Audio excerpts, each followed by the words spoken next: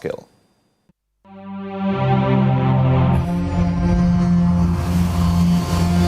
Lots to share with you in the business report today. Unable to avert strike action by over 45,000 US dock workers who are insisting on a significant wage increase as well as the abandonment of automation plans for the ports. The business report wonders if a cargo crisis could be loading for the Caribbean and Jamaica. Sidney Thwaites, President, Jamaica Manufacturers and Exporters Association JMEA, foresees some impact on the local market. The ILA dock worker strike that started in the U.S. today means that all the U.S. East Coast and Gulf Coast container ports are shut down until further notice. We don't know how long the strike will last. The suggestion is that it's expected to last 1 to 2 weeks, but that the backlog and congestion that it will create will last significantly longer than that. We were already in an environment where the freight landscape in the region was challenged. We've seen congestion both in the port of Kingston and in other ports in the region.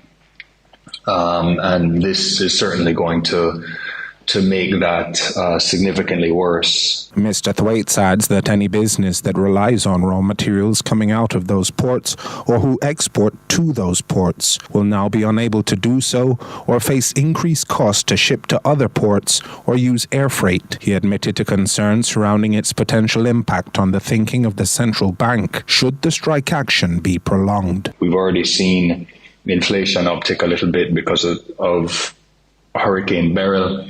And like I said, this has the potential to have some inflationary impact depending on how long it lasts. And our hope is that that does not change the outlook on future interest rate drops by the BOJ. Kingston Freeport Terminal Limited, KFTL, one of the region's leading container transshipment ports with 3 terminals with a rated capacity of 2.8 million TEU and plans for expansion, were among the first to issue a statement to bring its customers up to speed on the developments out of the east and Gulf coasts of the United States, with the company implementing measures to avoid accepting additional cargo bound for the U.S., a decision aimed at preventing congestion and preserving operational efficiency. However, the scale of the disruption will largely depend on the length of the strike. However, acknowledging port workers' concerns relating to the automation of port operations, the business report was grateful to receive a perspective on the issues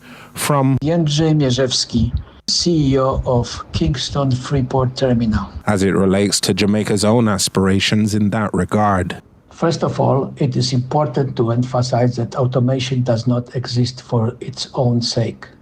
Its purpose is to deliver specific benefits, such as cost reduction and increased efficiency. However, automation cannot be implemented in unprepared environment. Everyone involved must be ready for it. At the moment, we are not fully prepared, so we are not thinking about full automation right now. However, of course, we are interested in certain elements of automation.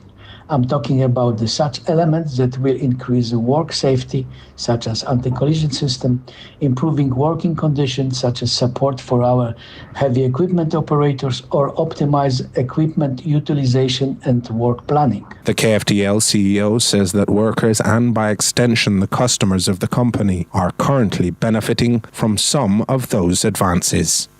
We are already introducing such elements, but it is not what American dockers are fighting for. They are fighting to stop full automation, which will lead to job cuts.